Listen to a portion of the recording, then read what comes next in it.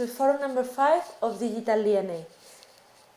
Today we're going to start, as always, with the forum rules, which are exactly the same as in the previous forum, with the forum opening at Monday 2 p.m. and closing on Friday 10 a.m., with the teacher being the only one able to create threads, so you can answer to the threads created, and with a 5x5 participation rule, and with a grading that you will receive in a couple of weeks' time, more or less. And now let's introduce this forum, because today, in this week, we're going to do a different thing than the week before. We're going to start analyzing a political barometer, exactly the one for Spain, which has been performed during the month of March, which was previous to the general election in April. Using a political barometer is a very interesting exercise that you can even replicate with data from your own country, because a political barometer is a demographic research. So you can start seeing how you can treat demographic data in Tableau, because it can be similar to a customer survey, to a satisfaction survey. So you can learn how to parameterize and use Tableau to that type of information. We are not going to talk so much about trends forecasts exactly, but we are going to talk a lot about different type of graphs, how to represent things, how to use different axes to use a lot of data in the same graph. So it's very interesting. So it's also very interesting because if you're able to analyze something like a political parameter by yourself, you will have an independent view of a political climate in the country. You will be able to defend yourself and your company from fake news or biased media, and you will be trained to be able to get insights by yourself. So that's very interesting also for you. We're talking about marketing and media and media information now with all the fake news, etc. So investigation, CIS. I will post the link so you can access to the survey.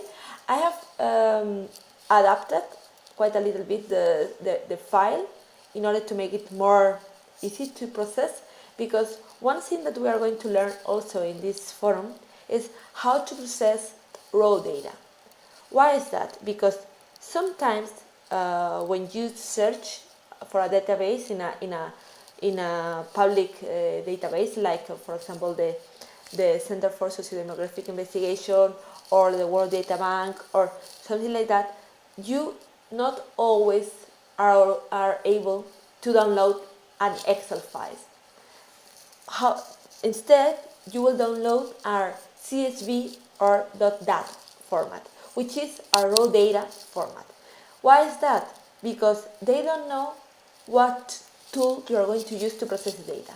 So they gave you a raw data format, so you can process it in Excel, in Access, in SPSS, in whatever you want to.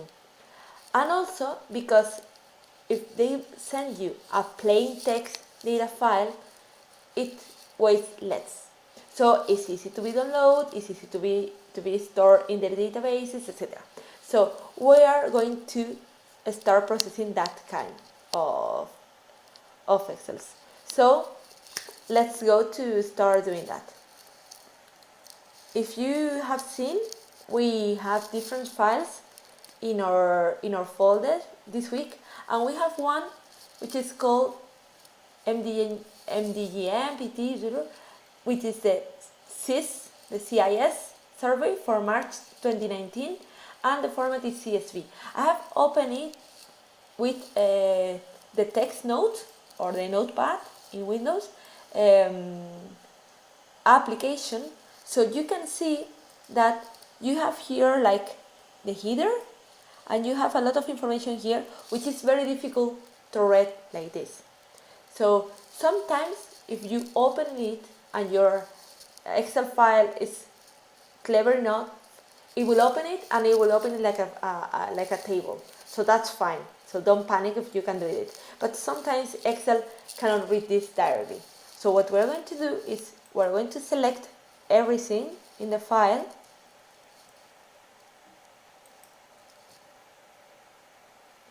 we're going to copy it and we're going to move it to the Excel file which is prepared for this, which is the Excel file that is also in your folder, which is this one, you see? And I have this dataset tab, which is blank.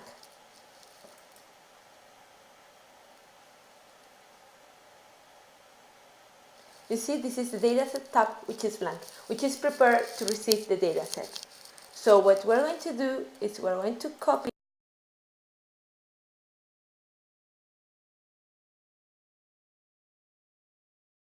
it. This is a lot of information. And this is what we got. We got exactly the same information as in the CSV file, but in just one column in Excel. If you move around, this cell is empty. All the information is in the columns. You see, we have a lot of columns with a huge amount of information. But it's only one column and we cannot process this in Excel like this. So what we want to do is to split this into columns. And Excel has a tool for this. So we're going to select all the information. We're going to select everything. Remember, Ctrl Shift and arrow down. We have selected everything.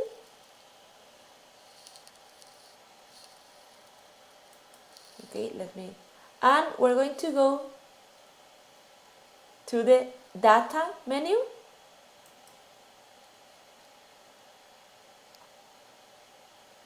And we have here a functionality which is called text to columns. These text to columns help us to split one text into different columns.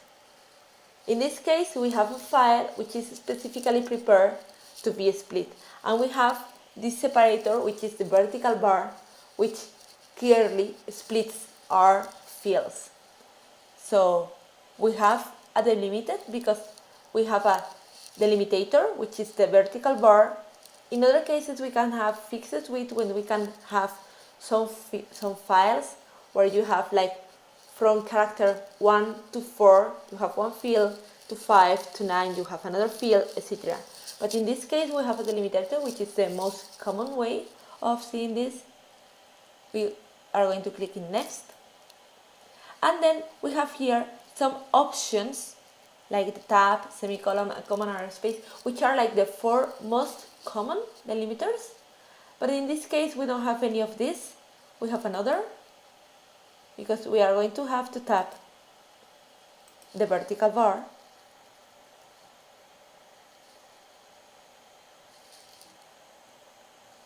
Like this.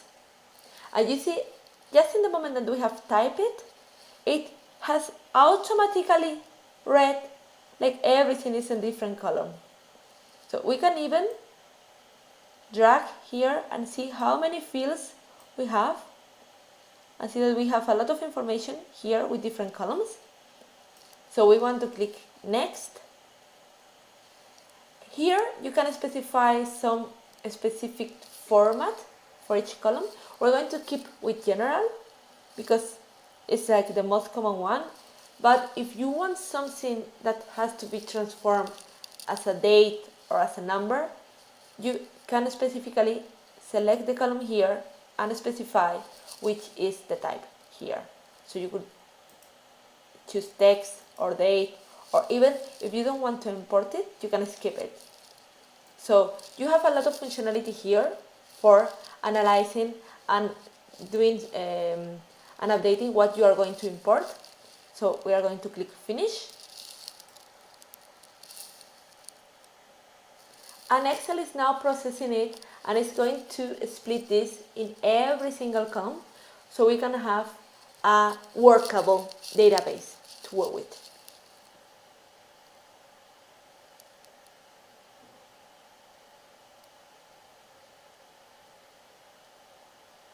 It normally takes some time because in this case we have almost 20,000 records, and I think that we have kind of 200 columns or so. So if it takes some time, don't panic, because Excel is doing a lot of processing on the background.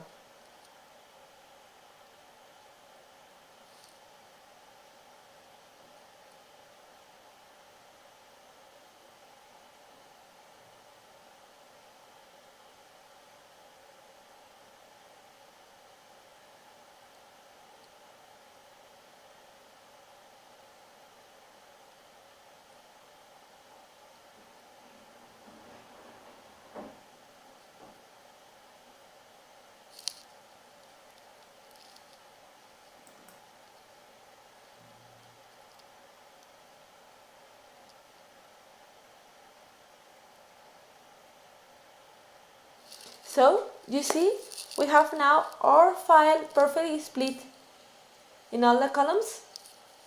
You see, we have a lot of columns. We have 135 columns, and we have nearly 17,000 records. So this is quite a huge amount of information. So in this case, what we have here is a survey, and what we are going to do is this survey is codified, which means that we have one code for each of the name of the questions. You see, this is question OA, P is for question in Spain, pregunta. So we have these all questions, and we have like this coding for the answers. For example, here in the region, we have the number of the region itself. So what we have to do is to translate this. The CIS provides you with a tables for translating this. I have copied them and processed them into Excel, so you don't have to process them because it's kind of a little bit of pain. So what we have here is, in this tab, we have the translator of the columns. So we have here the name of each one of the columns, the 135. And so we want to start translating our dataset rows. We want to translate the name of each one of the fields.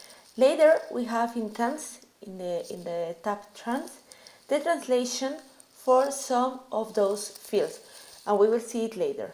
Like here you see trans, you have here all those different fields. There are not all, because there are a lot, 135, but we have selected the most important and the most relevant from the table. So the first thing we're going to do is we're going to perform a copy of the tab, and we're going to perform a copy where we're going to do the translation. So we're going to call the copy, we're going to put it here, we're going to call it dataset trans, because we're going to perform the translation here. Here is the same, dataset translated.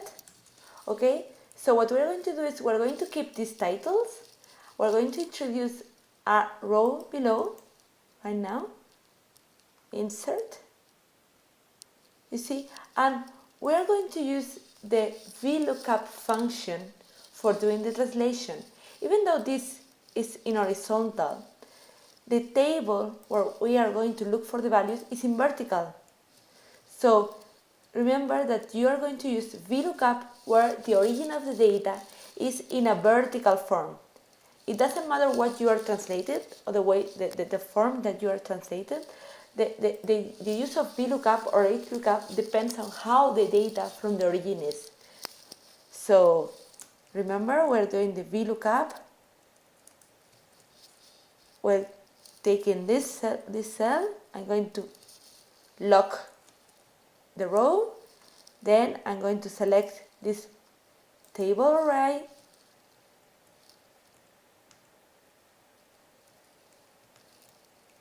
down to the end.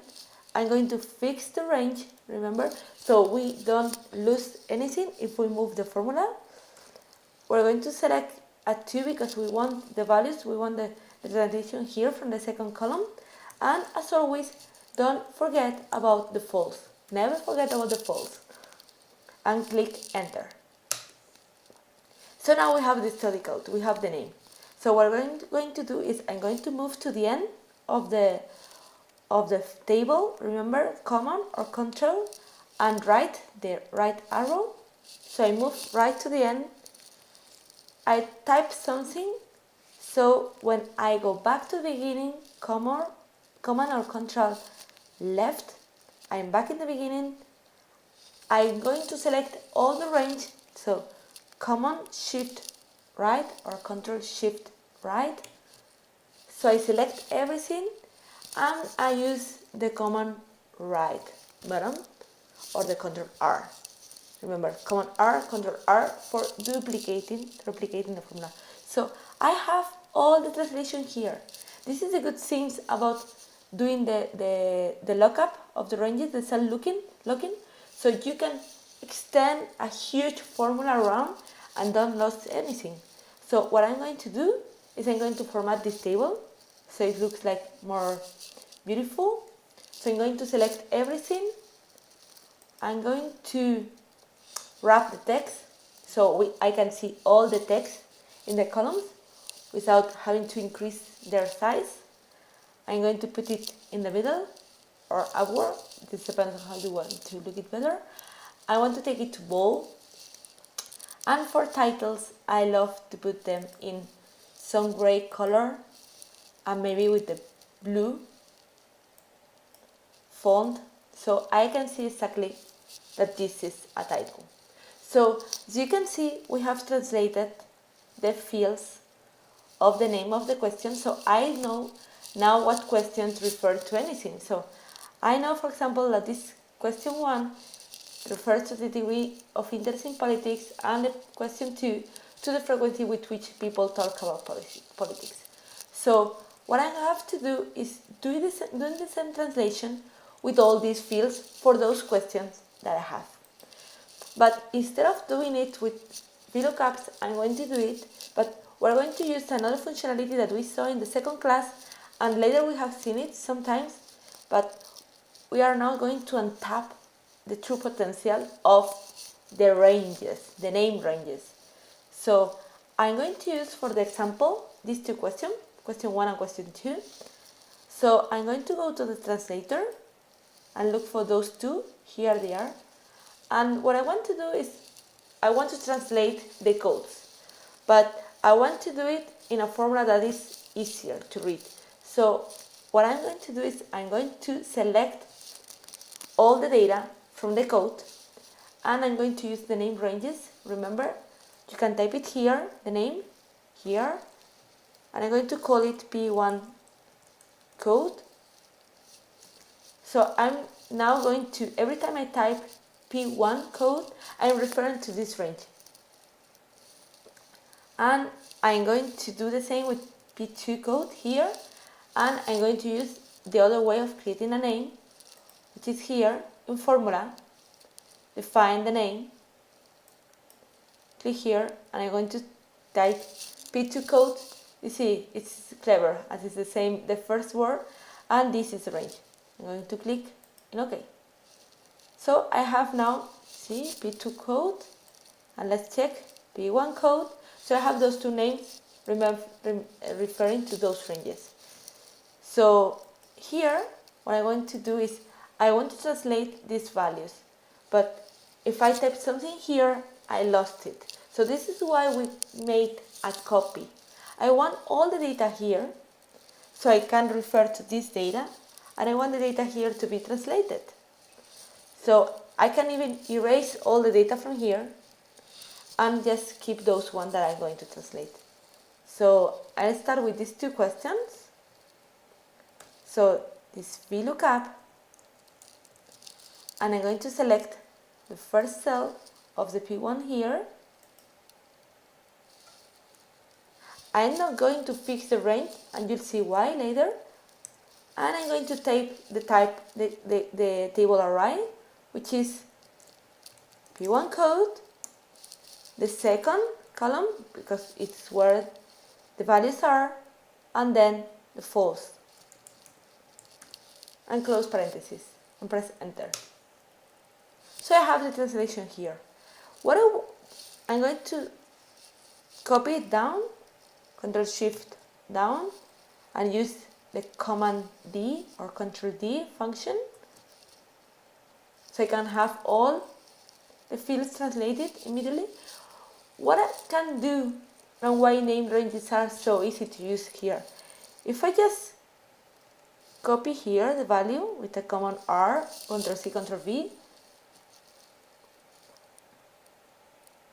as I haven't looked up the value we are looking for, we're going to refer to, you see, to dataset M9, which is exactly the first line for question P2. What I'm going to do, quite easy, is instead of P1 code, type P2 code, and that's it. And I can copy it down, and I have it. I actually have translated that easily without even having to type again the formula, these two columns. So this is why, as you're going to have to translate all the table, I suggest you to create all the codes for the tables, so you can easily translate everything. So now that we have here, we have a couple of data.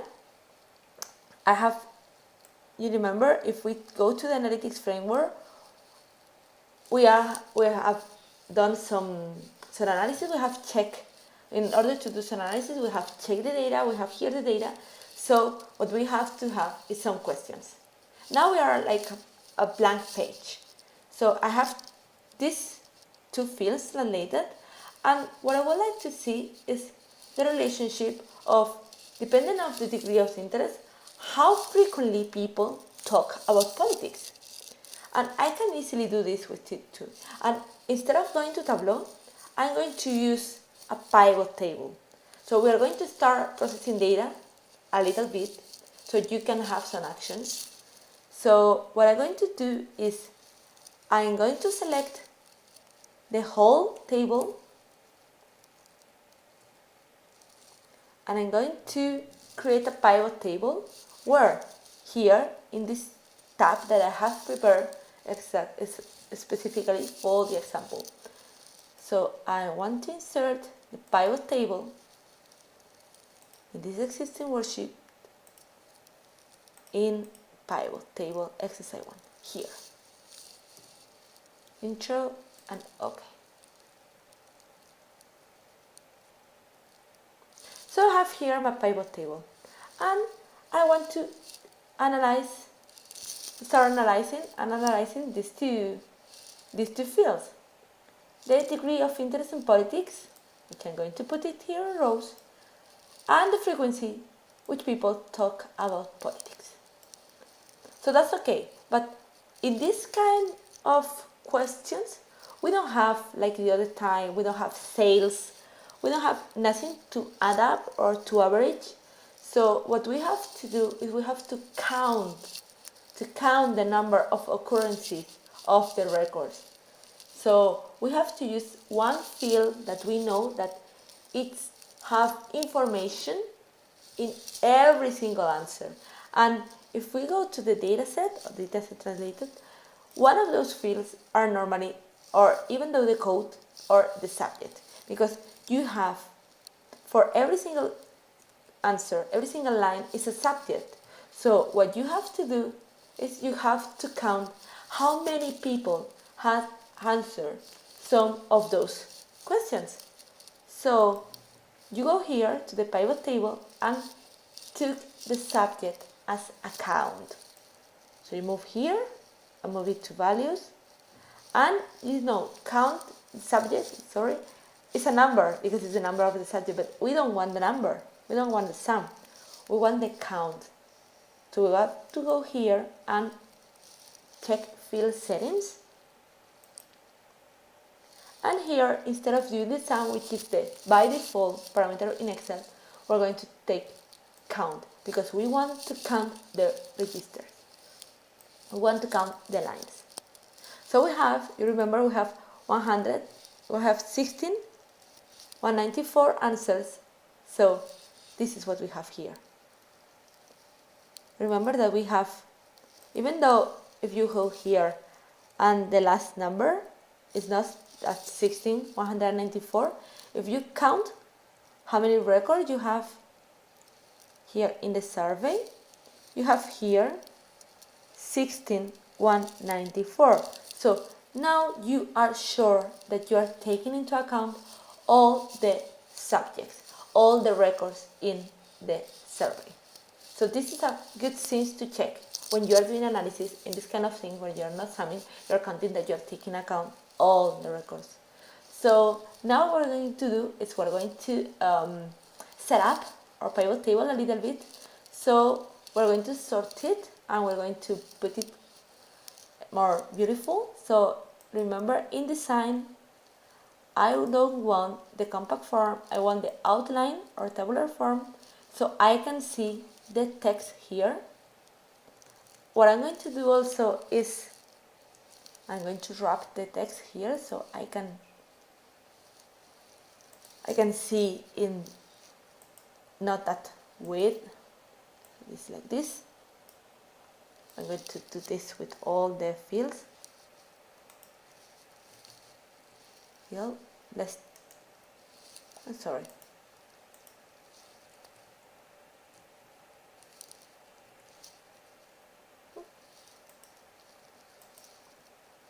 It's got a little crazy, so let's select all the columns.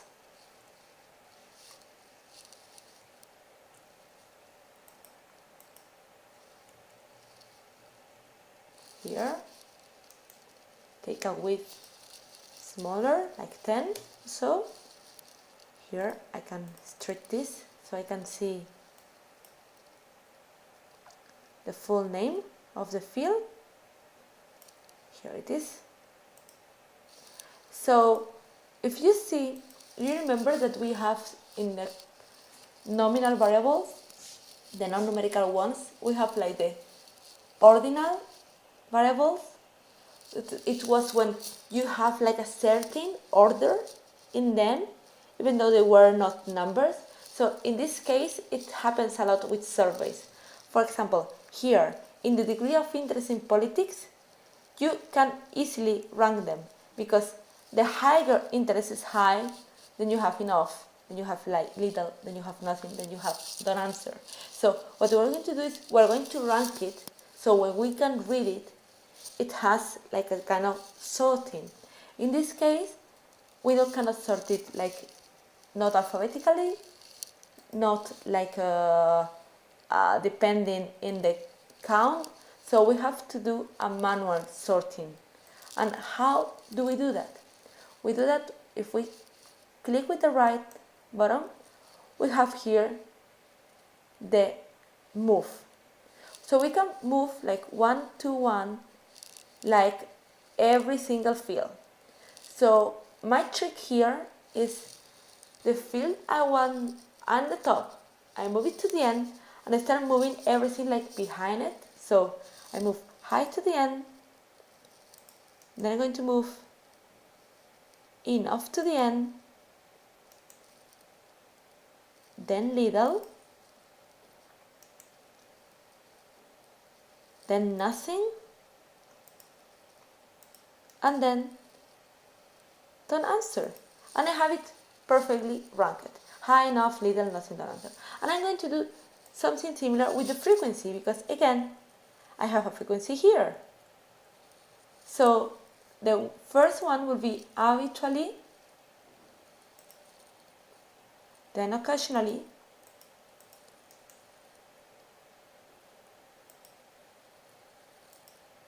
then rarely, then never, and then we have those boring people that don't answer our questions. And I'm going to check again the width of our columns to 14. So I have all here. So this is very nice. I'm going to convert it to, remember, number.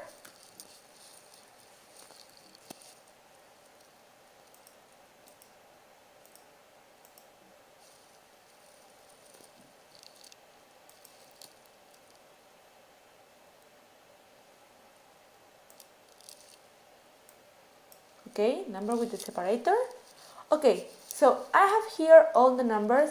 I can see that there are a lot of numbers, so even though this table is small, it's a little difficult to read.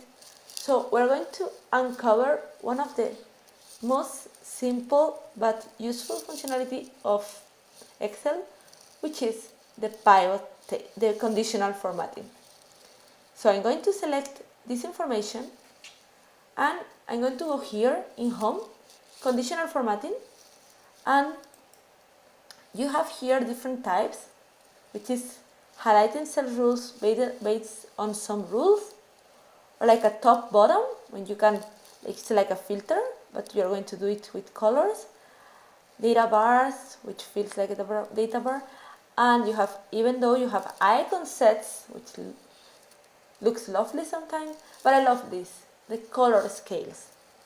So if you select this color scale, it's going to put the ones that are higher with a high value in a dark green, and it's going to degrade the color until it falls to white with the lowest value. So if we click here, you can easily see now with colors that even though there's people that talk enough about politics, that have an enough interest in politics, they talk a lot, they talk occasionally or even habitually. So it is a lot of people talking about this. And the people that has little interest, they occasionally talk about politics. So it seems that in Spain, politics is quite a huge theme of talking. But one thing that we have to bear in mind here is that when you are doing this kind of analysis with numbers, you are counting.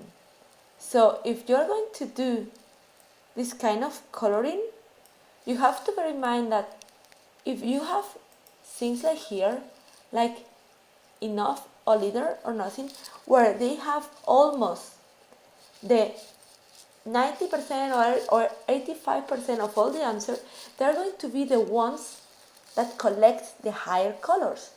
So you shouldn't be impacted by the numbers, but in this case, how important is habitually within the people that has answered enough. And how we do this? We are going to copy the pivot table, and in this case, instead of counting the subject here, instead of doing the count, let's show the fields list here, we're going to do a little trick. And in the field setting, we're going to, instead of showing the number as the count, we're going to show the data with a calculation, which in this case is the percentage of the row total. I want this to be the percentage of the row total. So if I click here, you have a lot, you see, you have a lot of different calculations. You can calculate in a percentage of the grand total, so you will calculate it as a percentage of the 16,000 responses. But if I want to see it like depending on the row, so how many people that has a high degree are habitually talking about politics, for example, and I click in OK, you see this has changes. I change it to 100% percentages, and if you check, they add up 100% by rows. So you see that how the colors have changed a little, and now you have like the higher percentage is this. So even though here the number was low, it is very interesting to see that you have the people that has a high interest in politics are the people that are talking most, and that the people that has no interest about politics are the people that do never talk. So this makes far more sense that this table be here above, because it depends on the total. So make sure when you're doing this analysis that you're taking into account not the totals here, but the dependency on the answer. So I know that this is a lot of information to process. I leave you for the question for today. So good luck